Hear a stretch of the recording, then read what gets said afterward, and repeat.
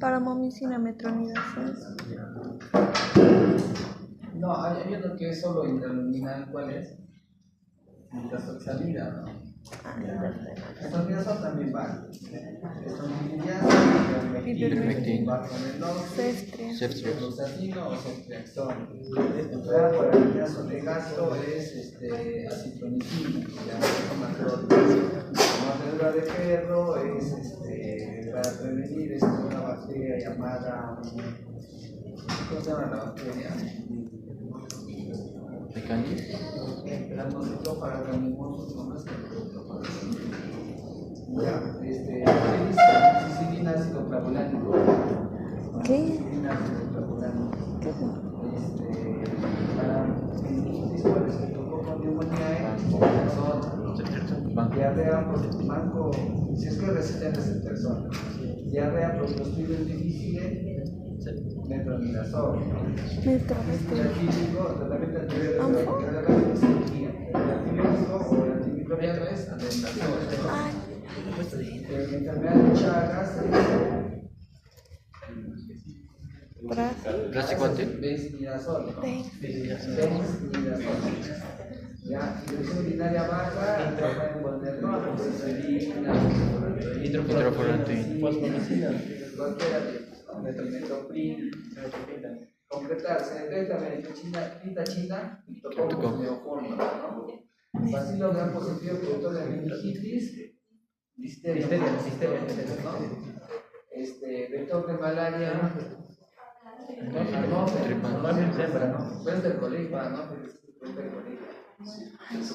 Biología es vector de Bartonella bacilliformis, el enfermedad de Clavión, Lutzomia, vector de enfermedad de Chagas, la chiripacha, ¿no? O triatoma infestas, ¿no? Medio difusio para hongos, medio es aurón, ¿no? Hongo dimórfico que se adquiere en cavernas o cuevas, hongo oportunista que coloniza cavernas pulmonares, lo más común, aspergillosis, pero también está el mucormicosis. Causas de úlcera genital, son varios, gonorrea, herpes, chancro blanco, ¿no? Ya. Diplococo grado negativo que produce artritis, gonococo. ¿Ya? ¿Cómo que gonococo? Ya, viene del examen, ¿no? No está bien. Ya. Entonces, ya cumplimos con el examen de la parte del sílabo. La delegada creo que no iba a poder pedido distinto. Digo, permiso. Ya, entonces vamos a hacer la clase para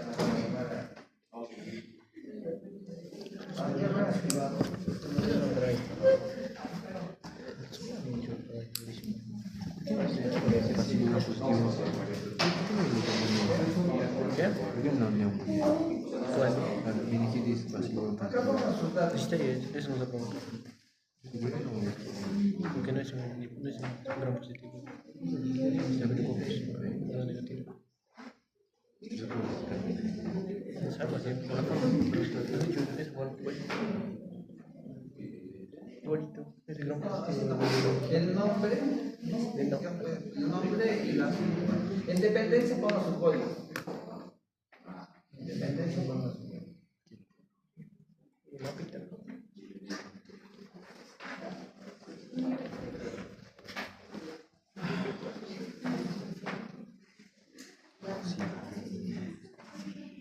Perfecto, está ahí.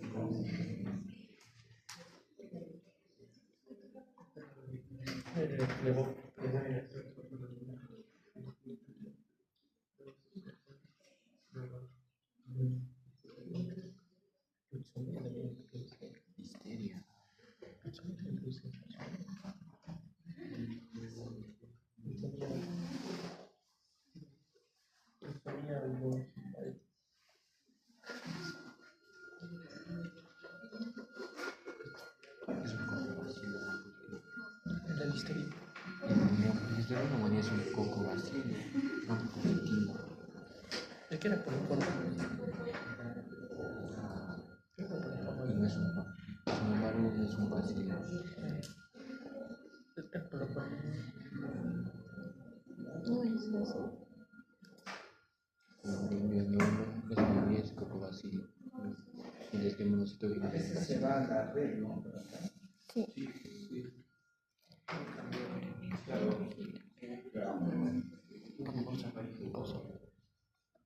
¿Alguna duda, alguna pregunta? No hay duda, se entiende, ¿no? Ya.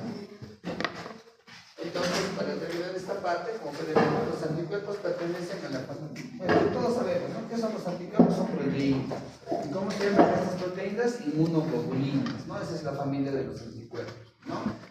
Como dice ahí, está presente en grandes cantidades en el suero y también en las superficies de la célula, ¿no? Cuando ustedes dejan una muestra de sangre en un frasco, cuando se toman las muestras, ven que se coagulan, ¿no? Y queda un líquido amarillento o cetrino se le llama, cuando es un rojo, un amarillo muy intenso, ese es el suero. Y ahí hay bastante cantidad de anticuerpos, ¿no? Cuando hacen las pruebas de serología, no importa la parte celular, lo que importa es el suero, ¿no? Es el líquido amarillento que es donde se sacan los anticuerpos, ¿no? Se miden los anticuerpos, ¿no? Como todos saben, las inmunoglobulinas tienen pues una estructura tetramétrica, ¿no? Son cuatro cadenas de proteínas, como pueden ver aquí. A ver, ya, como pueden ver aquí, son 4 cadenas de proteínas, 2 cadenas pesadas, que son largas, y 2 cadenas ligeras, ¿no? Ambas unidas por puentes disulfuro, ¿no? Estos que ven aquí son los puentes disulfuro, ¿no? Ahora, cada cadena ligera o cada cadena pesada tiene un fragmento AB, que es que tiene una porción que es la porción variable, la que varía, ¿no? De acuerdo a los diferentes antígenos, y la región constante, que es todo esto, que es pues, la estructura básica, ¿no? Que es lo que le da el sostén, ¿no? Como ustedes saben, pues las inmunoglobulinas pues, son de varios tipos, ¿no? Existe la inmunoglobulina A, la inmunoglobulina D, la E, la G y la M, ¿no? De las cuales en las reacciones frente a los microorganismos nos importa la A, nos importa la M y nos importa la G, ¿no? La inmunoglobulina A es la inmunoglobulina secretora que nos permite que se encuentre en donde, en las mucosas, ¿ya? Y que permite obsonizar microorganismos que quieren atravesar la mucosa, ¿ya? La inmunoglobulina G es una partícula dimérica, ¿ya? Que le da inmunidad persistente al individuo, ¿no? Una vez que se desarrolla, estas inmunoglobulinas son más difíciles de degradarse y persisten mucho tiempo, ¿no? En cambio, las inmunoglobulinas M, como pueden ver aquí, que son de forma pentamétrica, ¿no? Son las primeras que se desarrollan en un proceso infeccioso, ¿ya? Es la primera que es, y generalmente su actividad es más intensa en la primera exposición, ¿ya? Entonces, estas inmunoglobulinas M están presentes en las primeras etapas de la infección, de la primoinfección se le llama eso, ¿no? O primera infección, ¿ya? Entonces, cuando ustedes hacen un examen de sangre, por ejemplo, un paciente con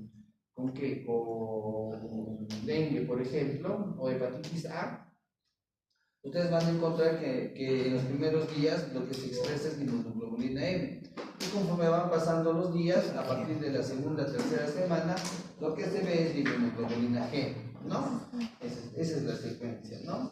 Entonces, muchas veces eso nos ayuda a determinar si es que una infección es reciente o si una infección es tardía, ¿ya? Con respecto a los anticuerpos, podemos ver cómo actúa el sistema inmune específico, ¿no? Ustedes pueden ver aquí en este gráfico, en esta parte es la concentración de los anticuerpos, concentración sérica, expresada en logaritmos, ¿no? Que ustedes pueden ver que en la respuesta primaria lo que hay es existe una fase de aumento, ¿no? De los anticuerpos totales, tiene un componente IgM y un componente IgG. Si se dan cuenta el tiempo, ¿no? Los IgM están presentes o generalmente aparecen al 10º día de la infección, ¿no? Y alcanzan un pico entre el 13º, 12º día y luego bajan su concentración para dar lugar a lo que es la inmunoglobulina G, que es la que persistentemente permanece y la que es más activa contra la infección, ¿ya? Cuando se producen las respuestas secundarias, este proceso es más rápido, ya no demora tanto. Es así que la inmunoglobulina M puede alcanzar un pico a los primeros 5 días de la infección y la inmunoglobulina G alcanza mayores concentraciones que al inicio, ¿no? Como pueden ver a partir del 10º día. Entonces, esa es la ventaja de la inmunidad específica, ¿no? Aquí también en el gráfico, como pueden ver, tenemos acá las células B, ¿no? Tiene una primera exposición al antígeno. Estas células B se van a diferenciar inicialmente en linfocitos B productores de anticuerpos de tipo IgM, ¿no? Estos anticuerpos de tipo IgM son los que combaten inicialmente la infección. Posteriormente viene la segunda generación en la cual se empieza a producir inmunoglobulina G, ¿no? Entonces, todo este proceso demora varios días, como pueden ver aquí. Y finalmente, un grupo de linfocitos B que se transforma en células de memoria. Cuando se produce la segunda infección, o la tercera o la cuarta, estas células de memoria es la que entra en contacto con el segundo antígeno. Como ya es específico, ya no va a pasar este proceso de activación que demora unos días, sino de frente empieza con la producción de inmunoglobulina M a los pocos días y luego de inmunoglobulina G. Incluso la cantidad de inmunoglobulina G que se produce es mayor, ¿no?, que en la primera infección, ¿no? Y obviamente siempre hay una población que va a quedar con células de memoria, ¿no? Entonces, de ese modo se ve, pues de ese modo es como tú esta parte de la inmunidad que es de inmunidad específica, ¿no? ¿Qué más? Y con eso creo que terminamos. Ya. Terminamos esta parte. No hay preguntas, alguna duda, ¿no? Ya. Vamos a hacer entonces lo que son métodos diagnósticos, ¿ya? Después viene el tema de antibióticos. Hoy avanzaremos métodos diagnósticos. En la siguiente avanzaremos antibióticos. Y finalmente avanzaré y hablaré del primer seminario, ¿ya? ¿Cuál es el primer seminario? Ya se ha sorteado, ¿no? No mandó los chicos de llegar.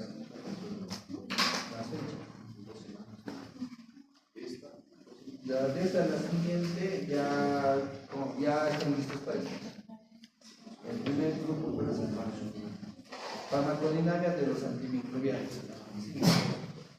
Luego viene mecanismo de resistencia.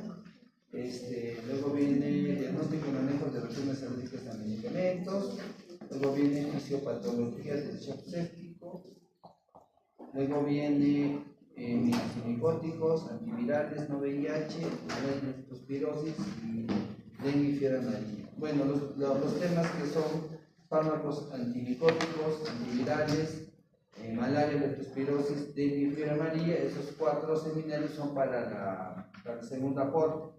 Y los primeros 4 son para el primer aporte, ¿ya?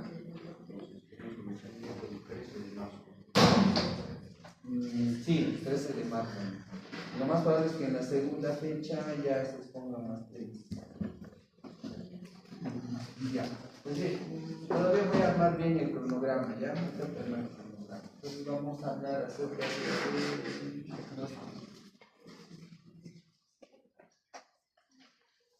bueno, esta clase es muy parecida a la que se hizo en biología, ¿ya? Es un repaso de las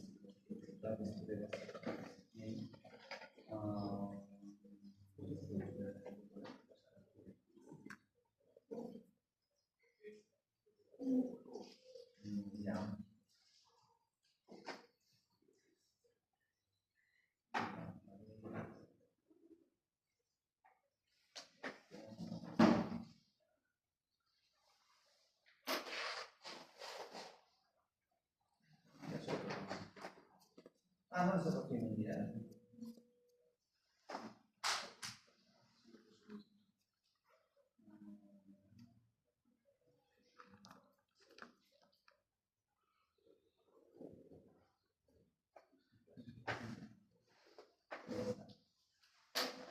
Bueno, con respecto a los principios del diagnóstico microbiológico, pues básicamente son pues, las diferentes técnicas que se emplean para el diagnóstico de las enfermedades infecciosas, ¿ya?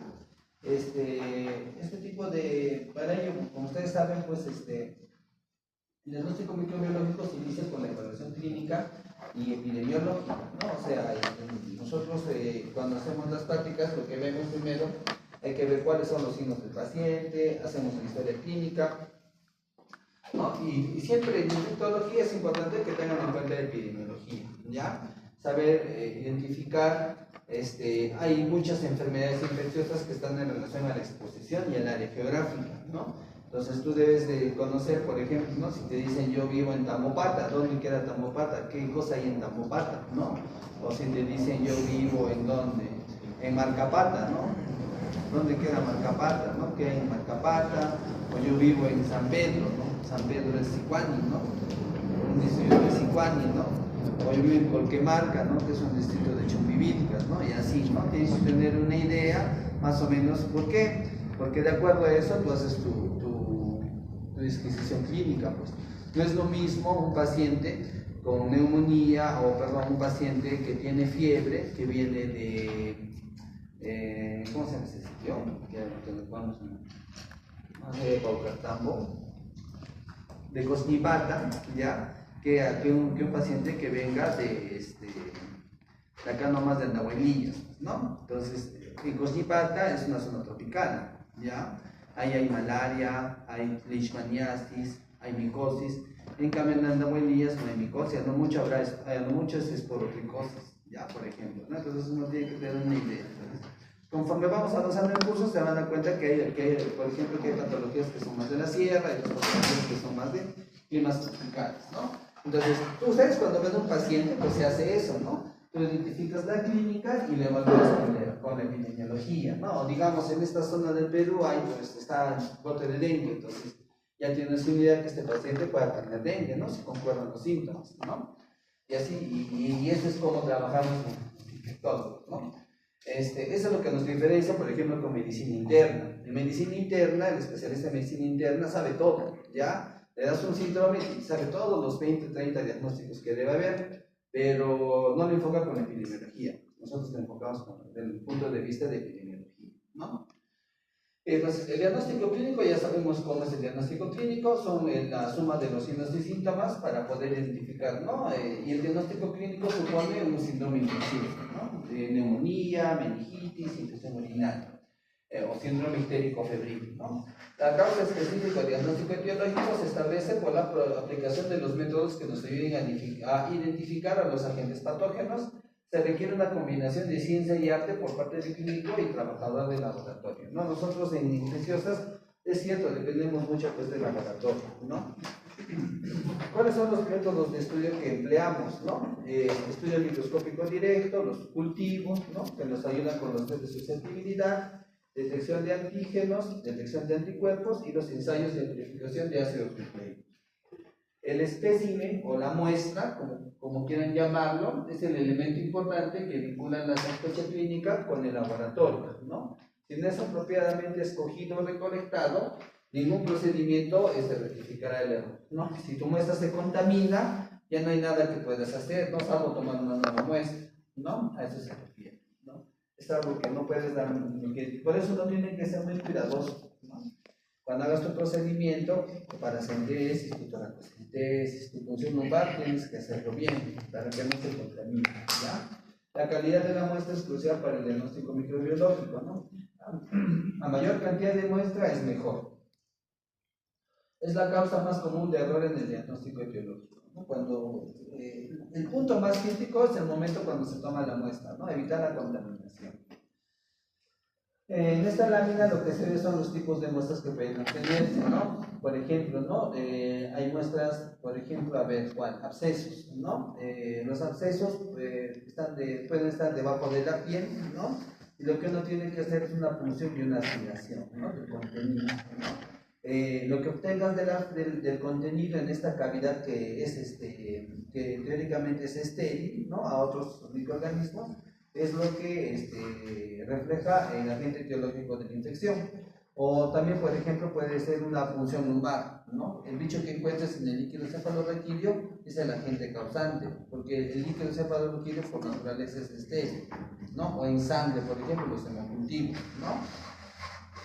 La otra técnica es por recolección, como pueden ver aquí, ¿no? Tienes el foco infeccioso, por ejemplo, en la vejiga, ¿no? En el caso de cistitis, ¿no? Y tiene que atravesar una serie de estructuras anatómicas que pueden tener colonización, ¿no? Por ejemplo, en el caso de cistitis, la muestra tiene que atravesar la vía urinaria, ¿no? Y la vía urinaria tiene gérmenes, hay bacterias, no es estéril esta región anatómica, ¿no? Entonces, lo que se hace es hacer un aseo adecuado de la zona, ¿no? Y tomar la muestra, ¿no? Y obviamente siempre en la muestra va a haber algunos microorganismos, parte de la flora. Y esos microorganismos, pues ya hay técnicas para poder seleccionar, ¿no? Identificarlos. Y en el tercer caso es cuando tú tomas la infección se encuentra en un sitio que no necesariamente es estéril, por ejemplo las amigdalitis, las faringitis, ¿no? La cavidad oral no es estéril, tiene flora bacteriana importante, tiene hongos también, y tú con el hisopo sacas la muestra, ¿no? Entonces en este caso hay medios de cultivo que se denominan selectivos, que solo seleccionan a los patógenos que estamos buscando. No es un medio de cultivo que permita que crezca todo, porque si tú permites que crezca todo, te va a salir como 10, 15 colonias distintas y no vas a saber cuál es cuál, ¿no? A eso se refiere, ¿no? Por ejemplo, en el tema de hisopado, esta técnica se llama hisopado orofaringeo. En el hisopado orofaringeo, pues se emplea un medio de cultivo que favorece el crecimiento de estreptococos, estafilococos, que son patógenos, ¿no? No va a facilitar el crecimiento, por ejemplo, de neiserias no patogénicas, colinebacterios que no son patogénicas, o de otras bacterias, ¿no? Entonces, la idea es encontrar el microorganismo, ¿no? Ya. Bueno, la primera parte es acerca de la microscopía. Ustedes saben ya quién desarrolló la microscopía, ¿no? En el año 1676, Anton van Leeuwenhoek, ¿no? Fue el que primero observó bacterias en el agua utilizando los primeros microscopios, ¿no? Después, Louis Pasteur, pues fue uno de los que más desarrolló la parte de bacteriología, ¿no? Porque logró cultivarlas. En 1881 Hesse utilizó el agar para solidificar los medios de cultivo, lo que permitió cultivar colonias macroscópicas de bacteria. Antes los cultivos eran solo líquidos, como caldos, como sopas, ¿no? Entonces a veces era más difícil de poder identificar, ¿no? Dice aquí, aunque las pruebas de detección rápida de los antígenos microbianos y las pruebas moleculares basadas en ácidos nucleicos han sustituido la microscopía y los medios de cultivo, en la detección de gérmenes, la capacidad de observar los microorganismos y de cultivarlos en el laboratorio sigue teniendo gran importancia, ¿no? Actualmente la tecnología hace pues, que se empleen medios más rápidos, técnicas más rápidas. Entonces los cultivos ya están dejando, no es que sean obsoletos, sí son útiles. El problema del cultivo es el tiempo. Se han hecho varias estrategias para tratar de ampliar o acortar, mejor dicho, el periodo de tiempo, ¿no? Para que el cultivo salga lo más rápido posible, pero es muy complicado, ¿no? Entonces, ahí una PCR demora 3 horas y ya tienes el diagnóstico, ¿no? Entonces, a eso se refiere. Pero de todos modos, obtener microorganismos es importante por el tema de los antibiogramas, de la resistencia, ¿ya? La microscopía, bueno, tiene diferentes métodos, ustedes ya lo saben, campo claro, campo oscuro, contraste de fases, fluorescente y microscopía electrónica, ¿no? La microscopía de campo claro es la más básica, ¿no? El fundamento es la transiluminación, de manera que la luz procedente del condensador atraviesa la muestra. Después se amplía la imagen, ustedes saben, ¿no? Para ver el grado de aumento se multiplican, ¿no? Los objetivos con el ocular, ¿no? Para hallar el grado total de aumento, ¿no? Generalmente los objetivos son de cuántos, de 10, 40 y 100 unidades, ¿no? 100x, perdón, ¿no? Y esos son los elementos importantes, ¿no? Y abajo es el condensador, que es el que proyecta el haz de luz, ¿no? Sobre la plataforma, la platina que se llama. Ya, entonces, la limitación de la microscopía de campo claro es la resolución de la imagen, ¿no? La capacidad de resolución del microscopio está determinada por la longitud de onda de la luz utilizada para iluminar el objeto y el ángulo de la luz que entra en la lente del objetivo. Dice que los mejores microscopios de campo claro tienen la capacidad de resolución de aproximadamente 0,2 micros, ¿no? Lo que permite ver la mayoría de las bacterias, pero no permite ver virus, ¿no? Para mejorar este tema, se emplea también la microscopía de campo oscuro, ¿no? Tiene el mismo principio, pero el condensador de la luz especial impide que la luz se transmita o transmitida y iluminen directamente la muestra, ¿no? O sea, los haces no van directamente a la muestra, sino van en forma, con cierto grado de inclinación, ¿ya?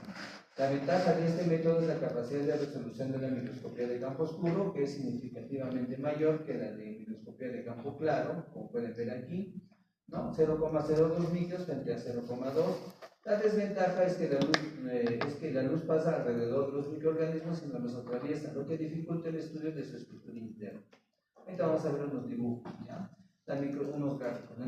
Y luego tenemos la microscopía de contraste de fases, que permite determinar los detalles internos de los microorganismos, ¿no? Utiliza los anillos anulares en el condensador y en las lentes del objetivo. Se amplifican las diferencias de fases, de modo que la luz en fase parece más brillante que la luz fuera de fase, ¿no? Es como que trataran de enfocar algunas estructuras, ¿no? En determinados puntos para poder tener una mejor imagen, ¿no? Aquí van a disculpar, este es el modelo de microscopio electrónico. Aquí tenemos, ¿no? Cómo se ven las muestras clínicas en contraste de fases. Como pueden ver acá, da una imagen tridimensional, ¿no? de la estructura, ¿no? Se puede ver también algunos organelos, la pared celular, ¿no? Por ejemplo, ¿no? Y luego tenemos la microscopía fluorescente, ¿no? Es una técnica en la cual se utilizan unas sustancias llamadas fluorocromos, ¿ya? Los fluorocromos pueden absorber la luz ultravioleta o ultraazul de longitud de onda corta y emitir energía con una longitud de onda visible y mayor. La microscopía fluorescente habitualmente supone la tinción de los microorganismos con colorantes fluorescentes, ¿no? Después su estudio con un microscopio fluorescente de diseño especial, ¿no? Obviamente, para que la sustancia fluorescente se una al microorganismo, utilizan un receptor específico, que es una proteína, ¿no? La proteína va ligada a la sustancia fluorescente y se une a la membrana, por ejemplo, ¿no? Y luego la muestra se expone al microscopio fluorescente. ¿Y cómo funciona esto? El microscopio utiliza una lámpara de vapor de mercurio de un halógeno o xenón a presión elevada que emite una longitud de onda más corta que excita el fluorocromo. Los microorganismos y las estructuras teñidas con fluorocromos aparecen brillantes sobre un fondo oscuro, aunque los colores varían dependiendo del fluorocromo seleccionado, ¿no? Por ejemplo, aquí lo que podemos ver, ¿no? Esta es la microscopía fluorescente, ¿no? ¿Cuál es la ventaja, no? Digamos, ¿no? ¿Para qué tanto? Es una técnica cara, ¿ya? Costosa. ¿Para qué tanta cosa? Pues, si tú tienes un microorganismo entre 100 elementos celulares, con este tipo de técnicas se te puede pasar, ¿no? O sea, puede pasar desapercibido, ¿no? En cambio, si tienes entre 100 elementos celulares un microorganismo que es teñido, sí lo vas a ver, porque emite luz. De toda la oscuridad va a haber un punto luminoso, entonces ese es el microorganismo, entonces permite identificar más fácilmente, ¿no? No sé si tenían problemas cuando hacían parasitología, ¿no? Revisaban las muestras de ese y todo parecía igualito, ¿no? Entonces he encontrado un huevo y venían los entonces una levadura, ¿no? Y te seguías buscando, ¿no? Entonces, esta técnica te permite simplificar eso, ¿no? Al momento una vez que el parásito, el hongo o la bacteria se ha teñido, pues solo se ve la luz, entonces tú buscas solo la luz, ya no buscas otra cosa más, ¿no? Entonces esto facilita, ¿no? el diagnóstico. En el caso de la microscopía electrónica, como ustedes pueden ver, como ustedes ya saben, es la técnica pues, de mejor resolución, ¿no? Utilizan bobinas magnéticas para dirigir un haz de electrones desde un filamento de tungsteno a través de una muestra hacia una pantalla. La resolución y amplificación mejoran drásticamente. Existen dos tipos de microscopios electrónicos: los microscopios electrónicos de transmisión, en el cual los electrones, al igual que la luz en los microscopios ópticos, atraviesan directamente la muestra, y los microscopios de barrido, en la que los electrones rebotan en la superficie de la muestra con determinado ángulo y se genera una imagen tridimensional, ¿no? Aquí podemos ver en el gráfico cómo se ven los diferentes elementos. Esta es en microscopía óptica, ¿no? Esta es en microscopía de campo oscuro y esta es en una microscopía de fluorescencia, ¿no? Como pueden ver, ¿no? Ahí se pueden ver algunas diferencias. Un ejemplo de un microorganismo que se pueda ver en campo oscuro es, por ejemplo, Treponema pallidum, ¿ya? Que es el agente etiológico de la sífilis, ¿no? Entonces, el treponema pálido no es fácilmente visible por esta técnica, entonces se utiliza esta técnica y ni siquiera tú vas a ver nomás un poco nomás de su estructura, no se ve tampoco tan claramente, pero sí permite identificarlo mejor, porque es un micro bien delgadito, parece un alambre, es bien delgadito. Ya, ¿qué más? Las muestras clínicas y las suspensiones de microorganismos se pueden colocar sobre un portaobjetos y se pueden explorar con el microscopio, ¿no? La microscopía de contraste de fases puede superar algunos de estos problemas de manera alternativa. Una muestra o un microorganismo se puede teñir, ¿no? Entonces, se ha visto que para mejor identificar los microorganismos usamos las funciones. Existe lo que es el estudio directo, ¿no? Que la muestra la suspendes en agua o suelo salino, a esto le llaman preparación en fresco, ¿ya? O también le puedes echar un álcali para disolver el material de fondo, como el hidróxido de potasio o KOH, que es una técnica que se utiliza mucho para buscar hongos de la piel, ¿ya? El KOH diluye la queratina y los elementos celulares, cosa que te queda con el hongo, ¿ya? El colorante tiñe de manera específica el material celular, lo que aumenta el contraste con el fondo y permite el estudio de estructuras detalladas, y una variación en ese método de tinta china, en el que la tinta oscurece el fondo y no la célula. Como más o menos, tinta china es así. Tú tienes las levaduras del hongo y del criptococo, y todo el campo se ve oscuro porque se tiñe de la tinta china, ¿ya? En toda la solución salina. Y las levaduras que no se tiñen, son resistentes a la tinta china. Entonces se ven como unas estructuras redondeadas, así similar a como se ven aquí, ¿no? Y eso es una prueba positiva. Lo normal es que no se vea nada, todo esté oscuro, ¿ya? Entonces aquí son las principales preparaciones microscópicas y tinciones, ¿no? Bueno, ya hablamos de la preparación en fresco, el KOH, tinta china. Dentro de las tinciones, la más importante, ustedes saben que es la tinción de Gram, ¿no? Que permite diferenciar en gram positivos y gram negativos. La pregunta sería, ¿cuál es el color azul? Positivo. Positivo. El cristal violeta, ¿no? El colorante, ¿no? ¿Y a dónde se une el cristal violeta? Pared. A la moreína o peptidoglicano, ¿no? Peptidoglicano, Ya, pared. muy bien. ¿Y cuál era el color rojo? Gran negativos. Negativos. Negativos, ¿no? Negativos. Acá dice, ¿no? La Grado safranina, negativos. ¿no? La safranina le da el color rojo. ¿Ya? ¿Qué más? ¿Qué otras técnicas tenemos? La metilaminas de plata que se utiliza en las biopsias, es una técnica en laboratorio de histología. Esta técnica se utiliza para ver hongos, ¿ya? Y los hongos se ven de negro, teñidos de negro, ¿ya? Luego tenemos azul de tulitina, otra tinción importante es el Roy-Jensen, ¿ya? Que se utiliza para ver hemoparásitos. Si quieres ver malaria, utilizas tinción de Roy-Jensen, ¿ya? Ese sí es importante, ¿ya? Entonces no se olviden tinción de Gram, tinciones de plata, Roy-Jensen. Luego tenemos las tinciones para bacterias ácido resistentes, ¿no? La clásica o la más conocida, 100 Nielsen, ¿no? Ustedes ya todos conocen. Han hecho, ¿no? 100 Nielsen también en laboratorio, ¿no? Sí, va. ¿No? 100 Nielsen, ¿ya? Y en tinciones fluorescentes, pues, utilizan el principio, pues, ¿no? Del microscopio de fluorescente. Tenemos naranja de acridina, que se utiliza para bacterias que vemos en nuestras clínicas. Oramina, rodamina, igual que las tinciones ácido resistentes, que van para este lado, para micobacterias, por ejemplo, ¿no? En realidad nosotros no utilizamos mucho estas técnicas porque son caras, ¿ya? En los hospitales no van a encontrar estas técnicas. De repente en institutos de investigación sí puede haber, ¿ya? Por ejemplo, lo que más se utiliza es la tinción directa con anticuerpos fluorescentes. Existen unas proteínas, ¿no? Los anticuerpos, que pueden ser monoclonales o policlonales, que forman complejos con moléculas fluorescentes. La unión específica a un microorganismo se detecta por la presencia de fluorescencia del microorganismo. La técnica ha sido útil para detectar muchos microorganismos, estreptococos, portela, ¿no? Hongos también como Pneumocystis, Cryptosporidium, Giardia, ¿no? Parásitos, ¿no?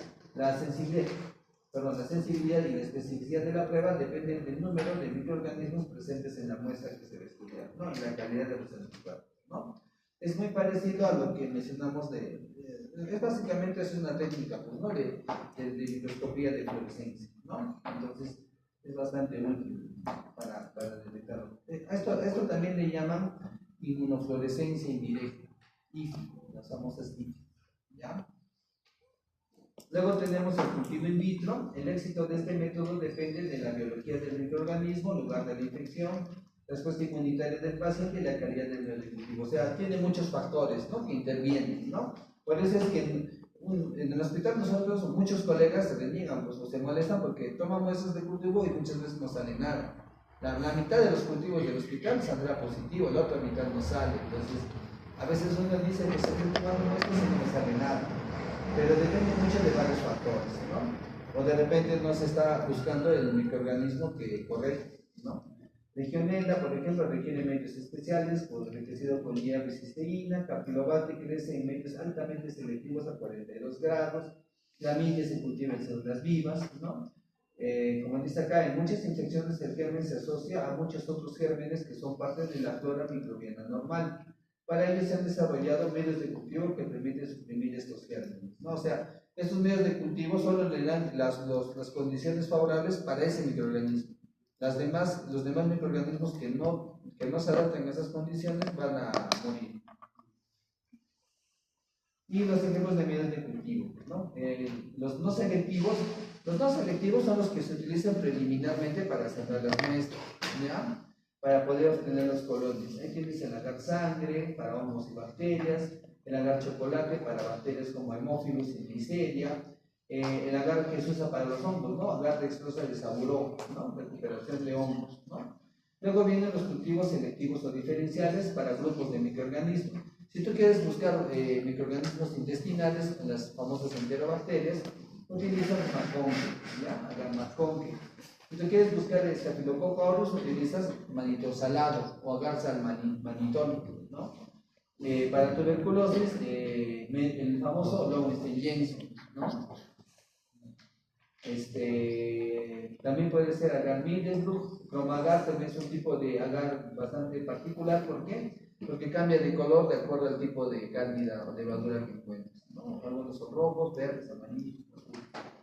¿Ya? También tenemos especializados, muy especializados, o sea, para una bacteria solamente, un solo tipo.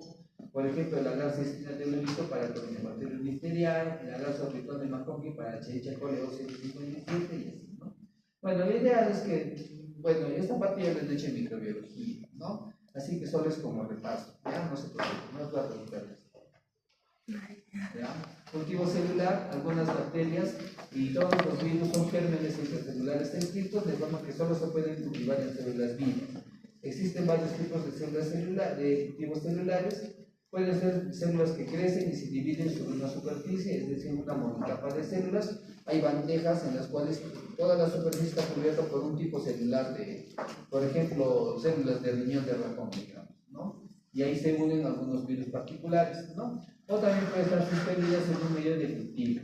Cuando la entrada a las células se suele regular por la existencia de receptores específicos, de forma que se puede emplear la capacidad diferencial de infectar líneas celulares específicas para predecir la identidad de una bacteria o un virus. ¿Qué significa eso?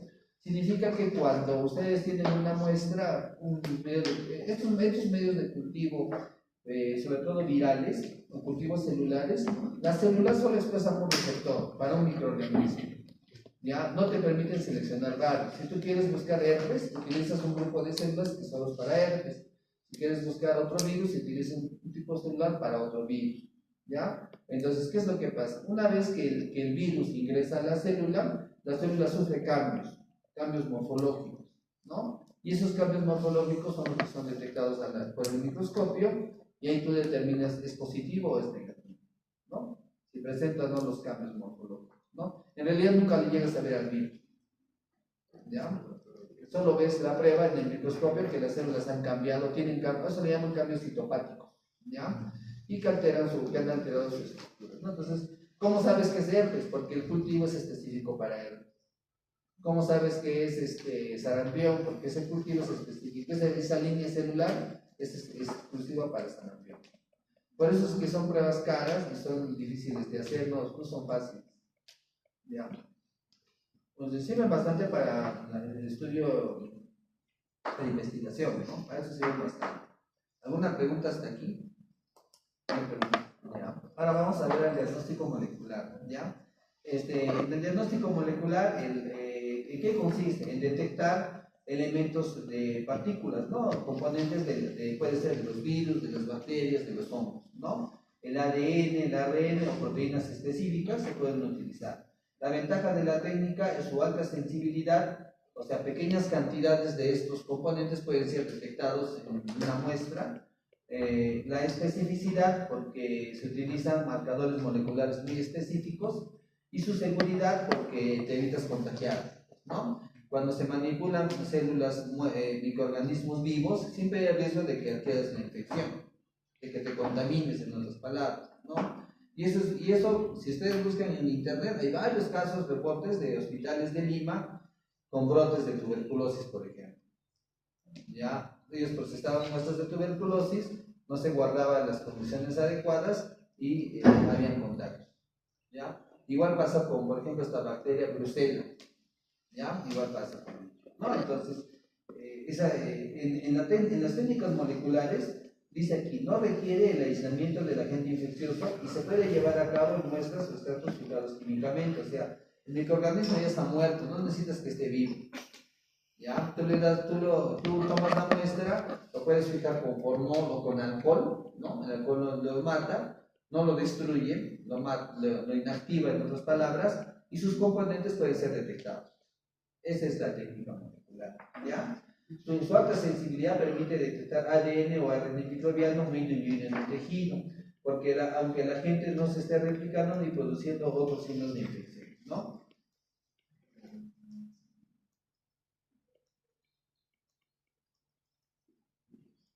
Ya. Entonces, esta técnica, ¿cuál es la? Como les digo, no importa que el microorganismo esté vivo o muerto, igual lo detectes, ¿ya? Entonces, puede ser que tú detectes al microorganismo después de que haya pasado una infección, sí es posible. Eso se ve, por ejemplo, en tuberculosis. Cuando un paciente recibe tratamiento para tuberculosis, generalmente el PK es negativo a las 2 semanas, ¿no? Más o menos en promedio, y el paciente experimenta mejoría clínica, puede ser que todavía tenga tos porque tiene secuelas pulmonares, y de repente tú le haces una PCR al tercer mes de tratamiento y te sale positivo. El paciente clínicamente ha mejorado, las lesiones han mejorado también en la radiología. ¿Y qué haces con ese positivo? ¿Qué le dirías al paciente?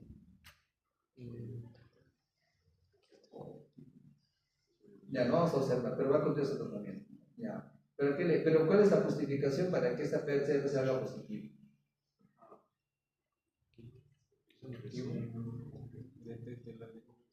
¿Perdón?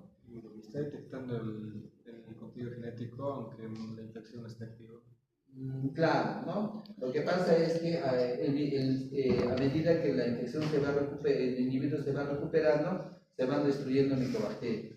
Pero puede ser que queden algunos fragmentos en las zonas de inflamación, ¿no? Pero no necesariamente indica que la infección está activa, ¿no? Ya está, ya el individuo ya está casi curado, pero todavía puede ser detectable el ADN del microorganismo, ¿no? A eso se refiere, ¿no? Por ejemplo, ¿no?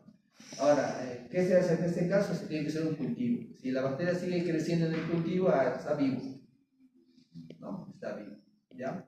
Por ejemplo, ¿no? Entonces, a eso se refiere esta parte. Luego puede hacerse genotipo también, ¿no? Que es otro interesante.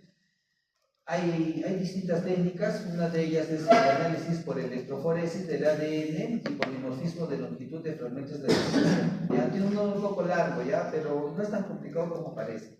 Se basa en la detección de la estructura del genoma y la secuencia del genoma y la secuencia genética para la distinción de la familia, el tipo y la cepa de un microorganismo, ¿ya? ¿Qué es lo que se hace? Se puede distinguir un microorganismo a partir de DNA o RNA, pero también a partir de fragmentos de ADN obtenidos por la acción de endonucleasas de restricción específicas, llamadas enzimas de restricción. Entonces, ¿qué es lo que pasa? Estas enzimas de restricción reconocen secuencias específicas del ADN, de secuencia palindrómica, y las ascienden obteniéndose fragmentos de diferentes longitudes, ¿no?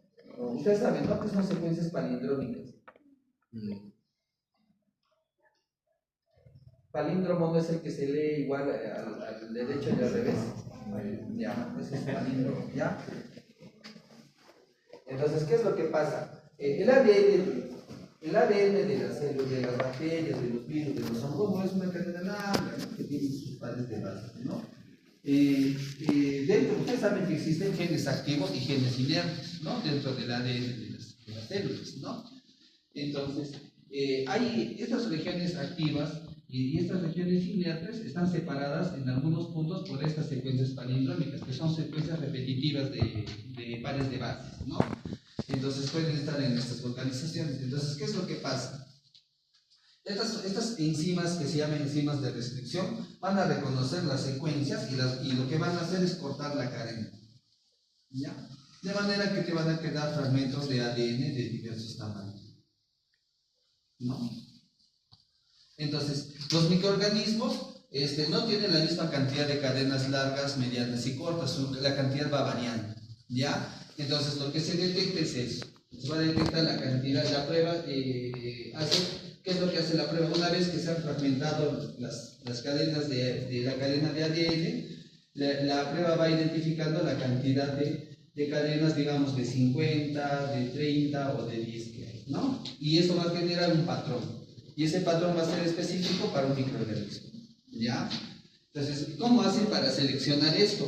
Para seleccionar esto se utiliza una técnica llamada electroforesis, ¿ya?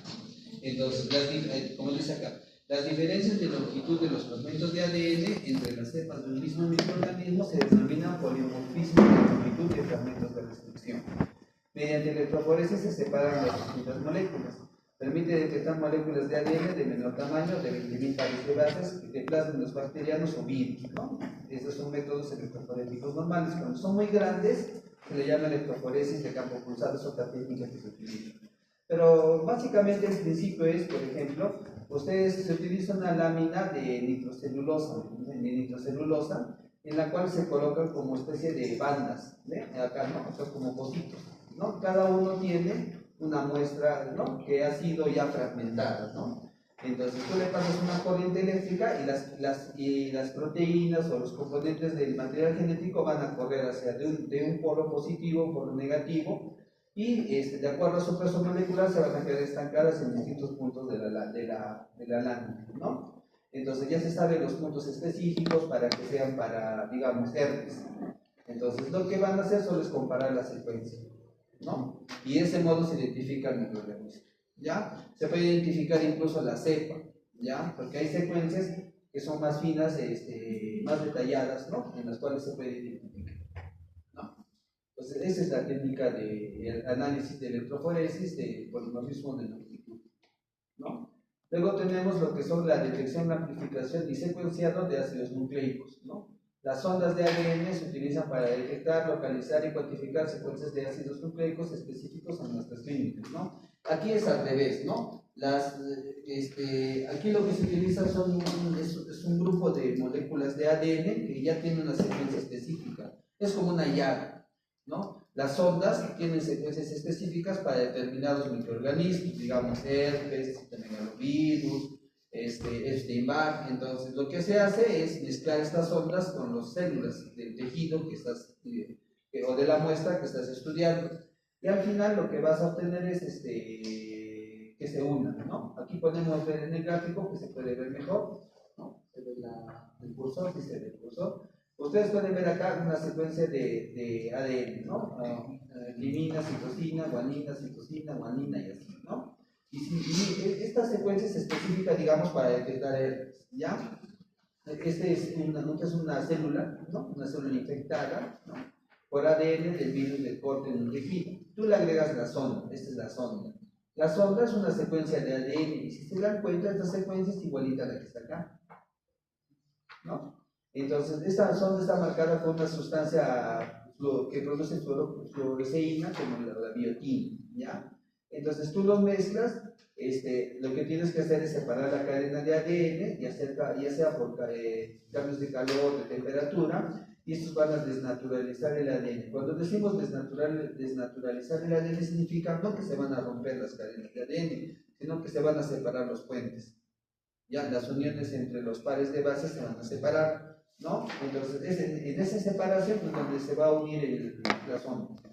La sonda entra, ¿no?, en una de las separaciones y se va a unir a su correspondiente, ¿no?, a la cadena correspondiente, ¿no? Y una vez que se une, se activa la biotina y ahí hace un cambio de coloración, ¿no? Y entonces en la muestra se va a ver así, ¿no? Las células infectadas van a cambiar de color a nivel del núcleo, ¿no? Y esa es una técnica para poder detectar. Esa técnica se llama sondas de ADN, ¿ya?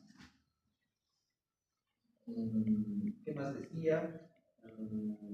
Ya estoy mencionando. Ya, las ondas de ADN se detectan mediante hibridación in situ, secuencias genéticas específicas en muestras de biopsia, por ejemplo.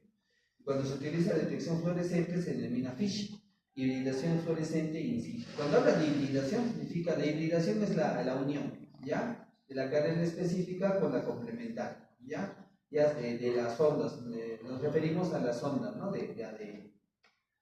Luego tenemos la detección, amplificación y secuenciado de ácidos nucleicos, otras técnicas, outer blot, que es hibridación de sonda ADN-ADN, ¿ya? Y el outer blot, que es hibridación de sonda ARN-ADN, ¿no?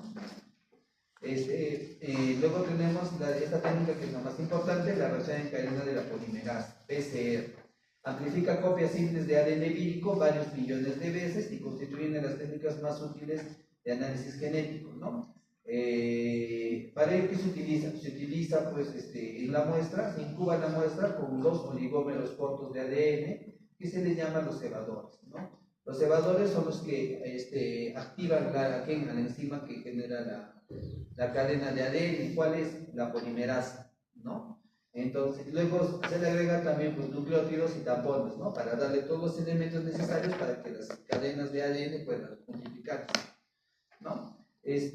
Como dice acá, los oligómeros, o sea, estos cebadores, se hibridan, o sea, se unen con la secuencia apropiada de ADN y actúan como cebadores para la polimerasa, la cual forma sus fragmentos de ADN.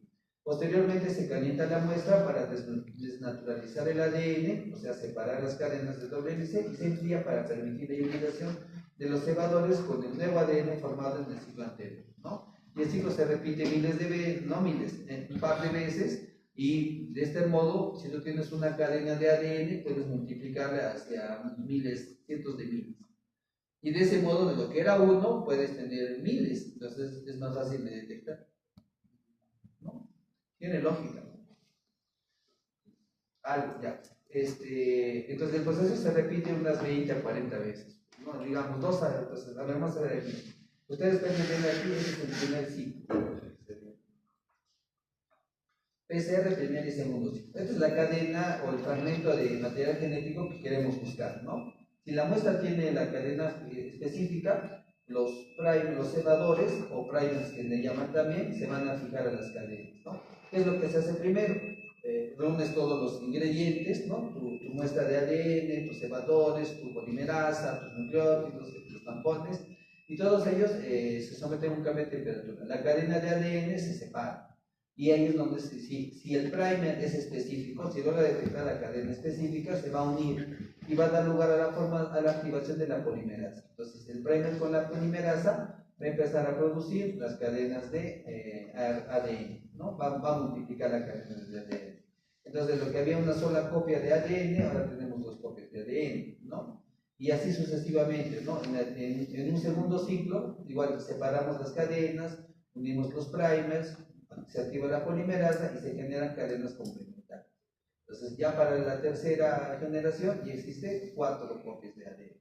Y el ciclo se va repitiendo, como dice, 20 veces, ¿no? Entonces, en cada ciclo va subiéndose un logaritmo, ¿no? 2 a la 1, 2 a la 2, 2 a la 3 y así, ¿no? Entonces, si se repite 20 veces, más o menos, pues es un número muy grande, ¿no? Entonces, como pueden ver, ya en el cuarto ciclo, ¿cuántas cadenas hay? 16 cadenas, ¿no? Y así se va multiplicando la molécula de ADN, ¿no? Entonces, esto permite detectar, aunque tengas un solo fragmento de un virus, es posible detectarlo, ¿no? Entonces, como dice acá, es útil para detectar secuencias de virus latentes, como los retrovirus, herpes, virus papiloma y otros virus. Pero actualmente esto ya se ha ampliado, ya no solo virus, ahora son bacterias, hongos también se pueden detectar por PCR, ¿ya? La técnica ya se ha masificado, ya se han encontrado los segmentos específicos para distintos microorganismos. Hay una variante de la reacción en cadena de la polimerasa, retrotranscriptasa, ¿no? Esta técnica nació inicialmente para ADN, virus ADN, ¿no? Pero también puedes utilizarlo para virus ARN. Utiliza la transcriptasa inversa de los retrovirus para convertir el ARN vírico o el RNA mensajero en ADN antes de su amplificación. También existe una técnica llamada tiempo real que tiene la finalidad de cuantificar, ¿no? Nosotros utilizamos mucho para VIH porque nos permite cuantificar el virus. También se puede cuantificar, casi todos los virus se pueden cuantificar. Hepatitis B, hepatitis C, citomegalovirus, lo que tenemos en el hospital podemos hacer. ¿Ya? Se basa en el principio de que cuanto mayor sea la cantidad de ADN, mayor será la velocidad de síntesis de ADN en el PCR. Es útil para cuantificar el número de genomas del virus de la inmunodeficiencia humana, ¿no?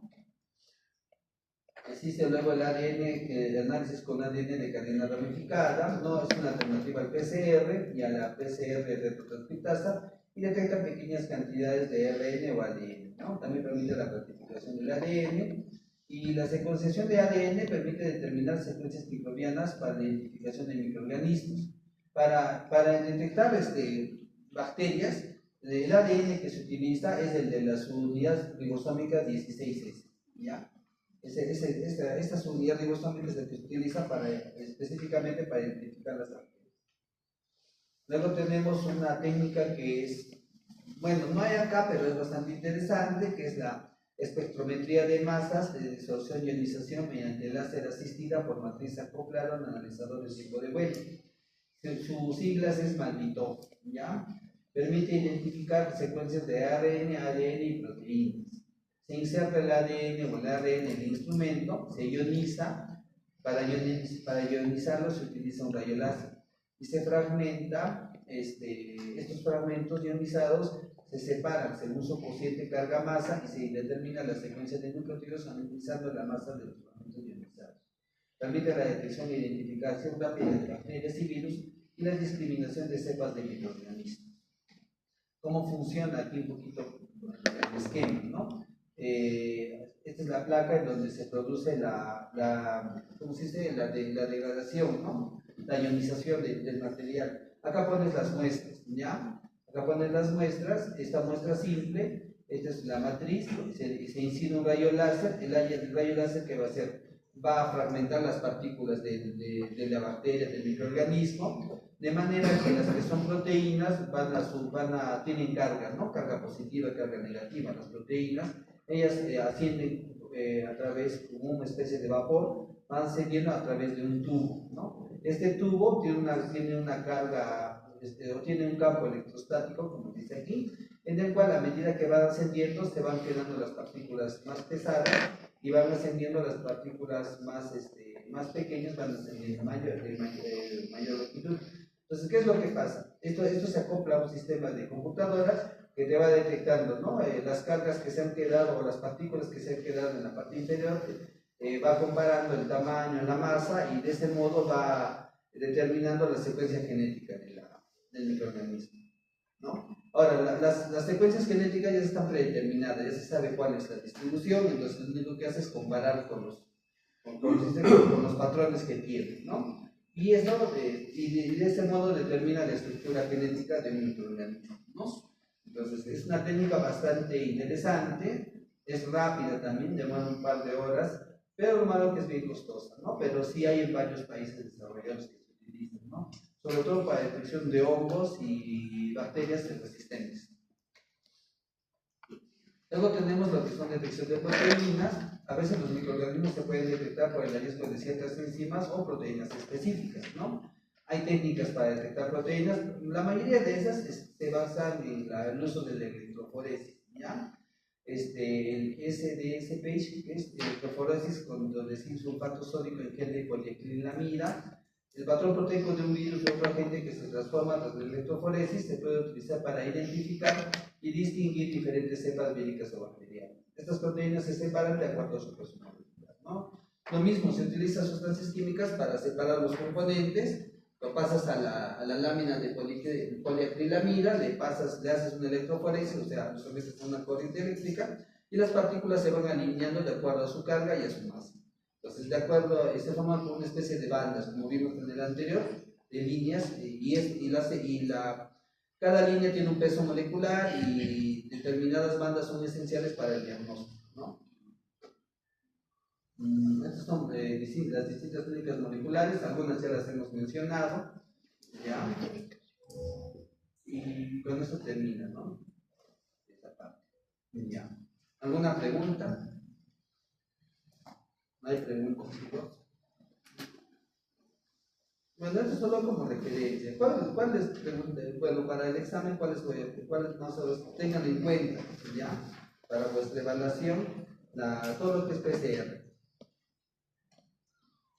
Todo lo que es PCR y todo lo que son las de ADN. Entonces, tengan en cuenta para la evaluación. Mira, nos va a alcanzar el tiempo para hablar de la parte de serología. También, entonces, hasta aquí quedamos, ¿ya? Tienen la lista. La delegada va a pasar el lunes, ¿ya?